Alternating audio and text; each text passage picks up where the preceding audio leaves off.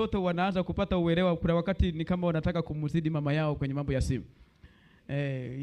Wanataka kumkaribia, kumsogelea baba huku. Kwa hiyo wanajua vitu hawa watoto. Anaweza kuingia hapa, anaweza kuingia pale, ni wepesi wa kuelewa mambo, hasa mitandao. Siku moja wako pale wanatamani na wenyewe wanabofya kompyuta, baba wanachapa vitu. Unasema unaona? Kwa hiyo anasema sasa na ukizingatia wengine nyumbani tumenunua skrini kubwa, mwingine ana skrini tena ni touch, wengine wanaizi touches. Na skrini yenyewe ni inchi 40 na sijui 43, sijui 50 ngapi, sijui dina ngapi. Yaani imekaa hapo ni kubwa, utafikiri sebreni hapo kuna kibanda cha mpira wanachoonyeshaga watu hapo. Maana skrini yenyewe ni kubwa. Na sasa kwa sababu hiyo ni nini? Kwa sababu wanapenda kufuatilia, kuangalia television. Kwa hiyo wanakuta hata kale inchi 14 sijui 20 ngapi moja hivi, ni kama waridhiki kuangalia kana picha ziji clear. Kwa hiyo wameweka skrini kubwa, hichi kuanzia 40 kitu kwenda mpaka ngapi huko. Ni kubwa kweli pale, ya milioni 5-6 iko sebreni hapo. Ambayo kwa mwingine hiyo ni nyumba ya vyumba viwili na sebure. Lakini kuna mtu amenunua TTV kwa ajili ya kuangalia tamthilia, iko hapo ya milioni 3, 4, 5. Nyumba ya watu kulala kabisa, mume na mke. Sasa nasema hubiri hili linalenga kulisaidia familia katika kudhibiti kujipenyeza kwa teknolojia, si kwa kuikataa kabisa, bali kwa kuitumia kwa hekima na kuweka Kristo kuwa kiini cha nyumba zetu. Kwamba somo la leo katika wiki hii lilikuwa linatusaidia kwamba si kukataa teknolojia, lakini kuitumia kwa hekima ili familia zetu ziendelee kuwa kiini mahali ambapo Yesu Kristo anatawala. Bwana asifiwe. Sasa nguvu ya hila ya teknolojia. Nguvu ya hila ya teknolojia yenye kujidukiza kwa kimya. Kwamba teknolojia inapenyeza kwenye maisha ya familia kimya, lakini mwisho inachukua utawala, inachukua ufalme, inafanikiwa kuwatenga wanafamilia kimahusiano. Nasema teknolojia mara chache haingii ghafla na kwa vishindo katika maisha yetu. Hunyata kimya, programu moja, sauti moja ya kuarifu, kuvuta mawazo mara moja, kusiko na madhara, mara tu saa hutoweka.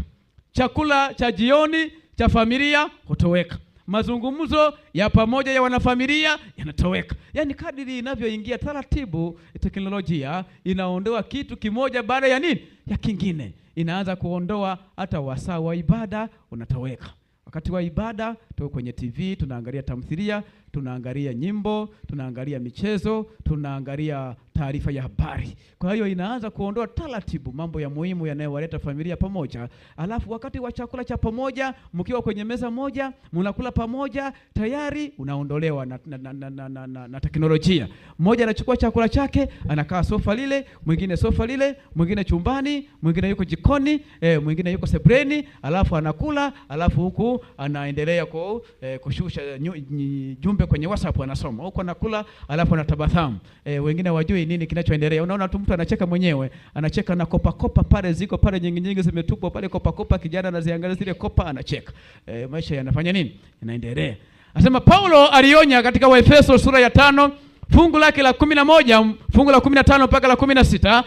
Nitasoma hapa ili kuokoa muda pia. Anasema basi angalieni sana jinsi mnavyoenenda, si kama watu wasio na hekima, bali kama watu wenye hekima, mkiukomboa wakati, kwa maana zamani hizi ni za uovu. Kwamba sisi kama Wakristo tuangalie sana namna tunavyoenenda, namna tunavyoishi kwenye familia zetu. Tusije tukaenenda kama watu wasio na hekima, tukashindwa kutofautisha wakati wa mazungumzo ya uso kwa uso kati ya wanafamilia, kupata muda wa chakula cha pamoja, muda wa kuomba pamoja, na muda wa kuhusiana kwa pamoja. Teknolojia ikatuwini. Lakini katika kitabu cha Vielelezo vya Mafundisho ya Kristo cha Ellen G. White, ukurasa wa 342, toleo la mwaka 1900, ameandika hivi: Wakati wetu ni mali ya Mungu, kila dakika ni yake, nasi tuko chini ya wajibu mzito sana kuutumia kwa ajili ya utukufu wake. Kwa hiyo lazima tutumie wakati kwa utukufu wa Mungu, tukijua kwamba wakati tulio nao ni wa Mungu na Mungu anatutarajia tuutumie kwa ajili ya utukufu wa jina lake. Ikiwa wakati ni zawadi ya Mungu, ni kiasi gani cha wakati huo tumetoa kwa skrini? Na moja ya wale ambao wanatumia muda mwingi kwenye skrini, inasadikika ni wa kiume au ni wa kike? Kwenye skrini, kwenye TV. Skrini hasa TV. Ni akina nani wanatumia muda mwingi kwenye skrini? Wanaume, wanawake? Wanawake. Wanawake wanasikana wanaongoza, maana wana series za tamthilia. Ikitoka ya Sara waliosema inakuja ya Rebeka. Wakimaliza Rebeka wanafuatilia Juma, wakitoka kwa Juma anakuja mwingine sijui nani anakuja Nyakwesi. Nani yule mwingine. Kwa hiyo zimepangana. Na siku hizi kuna channel ambayo yenyewe ni tamthilia asubuhi mpaka jioni, 24 hours, siku 7. Yaani haweki kitu kingine, ni tamthilia tu, asubuhi mpaka usiku, mpaka asubuhi, siku 7, masaa 24 yote ni tamthilia. Inabanduka hii, inabandua nyingine, inakuja hii, inakwenda ile. Kwa hiyo hapo wamama wamekamatwa. Ila wa hapa ni kama wanashangaa hayo mambo, waelewe. Bado hawajapata mambo haya, uraibu wa mambo ya screen. Sasa zingatia mambo yafuatayo. Jambo la kwanza, jenga moyo na akili. Kujenga mioyo na akili. Si kwamba teknolojia haipendelei upande wowote. Kila jukwaa, kila kanuni imekusudiwa kujenga tabia zetu, matamanio yetu na mtazamo wetu wa ulimwengu. Mithali sura ya 4 fungu la 23 neno la Bwana linasema, linda moyo wako kuliko vyote ulindavyo, maana ndiko zitokako chemchemi za uzima. Ellen G. White anaendelea kuandika katika kitabu cha The Great Controversy, yani pambano kuu, ukurasa wa 555, toleo la mwaka 1911, anasema ni sheria ya asili ya kiakili na ya kiroho kwamba kwa kutazama tunabadilika. Kadiri unavyotazama ndivyo unavyofanana na kile unachotazama, kitabia, kimwenendo na kiutendaji. Kadiri unavyoangalia sana maigizo, wale mnaofuatilia kwenye tamthilia, maigizo ya wanandoa, wanafanya yale na yale, unashangaa ndoa yako inaanza kubadilika kuhisi tamthilia. Mambo ya kuigiza unaondoka kwenye uhalisia, maana kwa kuangalia unabadilishwa. Utabadilishwa katika kuvaa, katika muonekano, na maana tunaangalia hata kwenye nyimbo hizo za kidunia, watu wanavyovaa hovyo, wanafanya vibaya, muda mwingine na nyimbo zinazoimbwa hazina maadili, na sisi tumebadilishwa, tumeishi kulingana na nini? Na maadili hayo. Hata kuvaa wengine wamebadilika, anavaa nguo ya kulalia, anaenda nayo sokoni, anaenda nayo kanisani, anaenda nayo kazini, wakati ilikuwa ya kulalia. Kwa hiyo anasema linda sana moyo wako. Moyo wako unakula nini? Ni kitu gani unarisha akili yako? Unatazama nini kwenye screen? Chagua vipindi vya kuangalia. Umonte screen yako. Si kila kitu uangalie. Mungu ametupatia utashi wa kuchagua. Usile kila kitu, ukalisha akili yako kila kitu. Utafanana na hata wanaopenda kuangalia hata hivi bonzo hivi katuni watoto wanavyoangalia. Unaanza ukashangaa watoto wanaanza kukaa kikatuni. Wanaishi kikatuni. Wanafanya mambo ya kikatuni. Wanaanza kufuatana na katuni. Wakiangalia sana hivyo, mwisho wanaishi maisha ya kikatuni. Walisia unafanya nini? Tabia zao zinajengwa na vile wanavyotazama. Watoto wetu wanatazama nini? Hapa tumewasikia wamezungumza vitu wanavyotazama. Si vibaya, lakini umonte waviangalia vile ambavyo vinawaletea mafunzo mazuri, vinawajenga kimaarifa katika masomo yao. kwamba vipindi vile vya kwenye skrini wanafuatilia vipindi vya masomo, wanafuatilia nyimbo zinazowabariki za kiroho, wanajifunza vipindi vya watoto kama kwenye Hope Channel, vinavyohusiana na ibada za watoto, wanaangalia vitu vinavyowajenga, vinavyohusiana na maadili, na sio kwamba wafungiwe kabisa mahali wasitazame, ila tumonite vitu wanavyoangalia. Na ili tufanikiwe kwenye hili, ni lazima wazazi ndio tuanze kujitawala hata sisi namna tunavyohusiana na teknolojia. Sasa nasema saa nyingi watoto wetu saa nyingi wanavinjari kwenye YouTube, kwenye dansi za TikTok, michezo ya nguvu nyingi. Ikiwa kwa kutazama tunabadilika, basi teknolojia inawafanya watoto wetu kuwa wanafunzi kwa kasi zaidi kuliko sisi. Wanakuwa wanafunzi kwa kasi kwenye teknolojia kuliko sisi watu wazima. Kwa hiyo ni lazima tuende vizuri, tumonite mambo haya, tusije tukavunja uhusiano wetu na familia na watoto wetu, lakini pia na Mungu wetu. Sasa kusudi la Mungu kwa ajili ya familia. Familia kama mahali pa kwanza pa kufanya wanafunzi. Kusudi la Mungu kwa ajili ya familia ni kuzitumia familia kama mahali pa kwanza pa kufanya wanafunzi. Ukisoma Mathayo sura ile ya 28 kuanzia fungu la 19, anasema inendeni mkawafanye watu wote kuwa wanafunzi wa nani? Na mahali pa kwanza pa kufanya wanafunzi ni kwenye familia. Kumbukumbu la Torati sura ya 6 fungu la 6 mpaka la 7, anasema na maneno haya ninayokuamuru leo yatakuwa katika moyo wako, nawe uwafundishe watoto wako kwa bidii na kuyanena uketipo katika nyumba yako na utembeapo njiani, ulalapo na uondokapo. Maneno yaliyo katika neno la Bwana kwenye Biblia, sheria yake. Anasema tuwafundishe watoto wetu pale tuketipo pale nyumbani, kwenye meza ya chakula wanapokuwa wanakula, tuwahadithie matendo makuu ya Bwana, ya visa mbalimbali vya watu wa Bwana waliotembea katika maisha ya uaminifu kwenye neno la Bwana, akina Danieli, akina Meshaki, akina Yusufu. Tuambie habari hizi tunapoketi pamoja na watoto wetu. Lakini tunapokuwa kwenye matembezi ya sikukuu, matembezi ya likizo, tumekwenda mahali kwenye matembezi na watoto wetu, basi tuwafundishe kuhusu uumbaji. Kwa mnapoangalia maporomoko, waambie hii ni kazi ya mikono ya Mungu wetu tunayemwabudu. Na pale tuketipo tuwafundishe. Angalia mahadhi, maisha ya pamoja, mazungumzo, ufundishaji wa uhusiano. Hivi ndivyo imani inavyopitishwa, inavyolishwa kwa watoto wetu. Lakini pale kila mwanafamilia anapokuwa amezama katika vifaa chake, hakuna nafasi inayoachwa kwa ajili ya mazungumzo ya familia. Familia zinapokaa pamoja kimya kimya, kila mmoja akitazama kifaa chake, hapo hakuna mazungumzo ya upendo ya kutosha kuvutia neno la Mungu katika mioyo inayokuwa kwamba hata tunapokaa pamoja, lakini kila mmoja yuko kimya na chombo chake na simu yake, mwingine ana kishikwambia, mwingine ana kompyuta anaandaa mahubiri, mwingine yuko kwenye kompyuta na anaandaa kazi ya ofisini, anakamilisha ripoti za ofisi, mwingine yuko kwenye TikTok na simu yake. Na watoto pia wana midori yao wanachezea ya kinani. Anasema hapo hatuwezi kujenga uhusiano, upendo unaotosha kuvutia neno la Mungu katika mioyo ya wanafamilia. Na ndiyo maana katika kitabu cha Adventist Home, nyumba ya Mkristo, Ellen White anaandika maneno haya katika ukurasa wa 426 hadi ukurasa wa 427.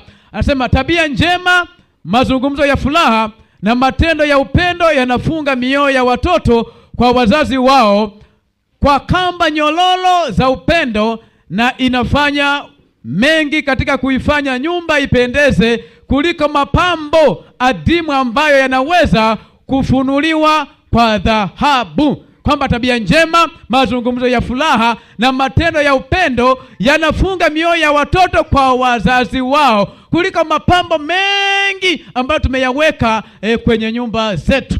Ukiangalia, ukiingia kwenye nyumba, watu wameweka vitu vizuri vya kuvutia vinavyofanya nyumba zipendeze, maua na vitu fulani fulani wamevitengeneza, wameweka pale ndani. Lakini nasema mazungumzo ya upendo, alafu na tabia njema ni kivutio kizuri cha kuwafanya watoto waambatane na wazazi wao kwenye mioyo yao. Yaani inatengeneza bond ya watoto na kwa wazazi wao. Kwa sababu gani? Kwa sababu ya mazungumzo ya kifamilia. Baba, mama, mnapokaa na watoto, alafu unajua namna siku yao ya masomo ilivyokwenda, changamoto gani alikutana nayo, na nani amekuwa mchokozi kwenye maisha yake siku hiyo, anatamani kitu gani kifanyike, ni kitu gani anafurahia, unacheza naye, unaruka nao ile michezo ya si mdako, sijui mluko, sijui na kadhalika. Watoto wanajengwa na kuwa karibu na wazazi kuliko mapambo, na wanapata furaha katika maisha yao. Lakini jambo la pili, kuomba kukomboa wakati.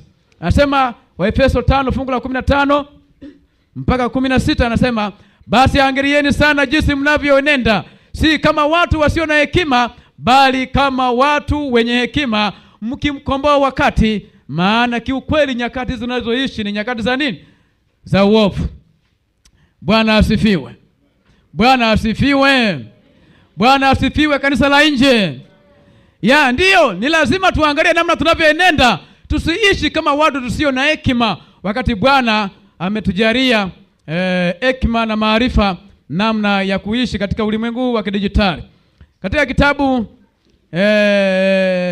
cha mashauri kwa wazazi, walimu na wanafunzi, Ellen White anaandika, wengi wanajishughulisha kwa hamu katika kutafuta anasa. Uchunguzi wao mkuu ni jinsi ya kupata utoshelevu wa nafsi, jinsi ya kupata kiwango cha juu kabisa cha starehe na raha. Anasema ikiwa maneno haya yaliandikwa katika miaka 1800 kuhusu riwaya na burudani za wakati huo, ni kiasi gani zaidi maneno hayo yanafaa kutumika kwa uelevu kupita kiasi hata katika zama hizi tunazoishi sisi. Vijana wa siku zetu hawajui hila za shetani. Kwa hiyo wazazi wanapaswa kuwa macho katika nyakati hizi za hatari, wakifanya kazi kwa uvumilivu na bidii ili kufunga mjongeo wa kwanza wa adui. Wanapaswa kuwafundisha watoto wao wakiwa wamekaa ndani ya nyumba au wanatembea njiani, wanapoamka au wanapolala. Malezi, kitabu cha Child Guidance ukurasa wa 474 kimeandika maneno hayo. Jambo lingine la kuzingatia, kufanya kuwepo kuwa kipaumbele. Huduma ya Yesu ilikuwa na kiini chake katika uwepo. Aliwapa wale aliyokutana nao mawasiliano ya uso kwa uso, naye aligusa majeraha yao. Ukisoma katika kitabu cha Ellen G. White ukurasa ule wa 25, Child Guidance, anasema hakumpita mwanadamu yeyote kama asiyefaa, bali alitafuta kutumia dawa ya uponyaji kwa kila roho. Tuko pamoja, lakini si pamoja kweli kweli, na hatupatikani kihisia kwa kila umoja na mwenzake. Ni nguvu, kama si kwamba haiwezekani kuunganika na kuelewana kihisia. Wakati ambapo tunashikamana kihisia, tumefungwa kimwili na akili zetu zimeoanishwa na vifaa vyetu. Kwamba pale tunapokuwepo kimwili tukizungumza, lakini akili zetu na hisia zetu unakuta zimefungamanishwa na vifaa tunavyotumia. Na hata wiki hii na mimi nimechagua kutumia kitabu hiki kuwasilisha mada hizi kuliko kutumia kompyuta au simu, ili kutengeneza pia utamaduni wa kuwa mbali kusoma kwenye kompyuta. Mara nyingi tunaandaa masomo kwenye kompyuta, unaandaa kwenye simu, lakini wakati fulani ni vema kutumia Pia njia nyingine ili kujitenga kidogo na vifaa hivi vya teknolojia ili usitengeneze uraibu. Sasa hatari za kiteknolojia isiyodhibitiwa, teknolojia ambayo haijatawaliwa ina hatari zifuatazo. Jambo la kwanza, inatengeneza uraibu alafu na ibada ya sanamu.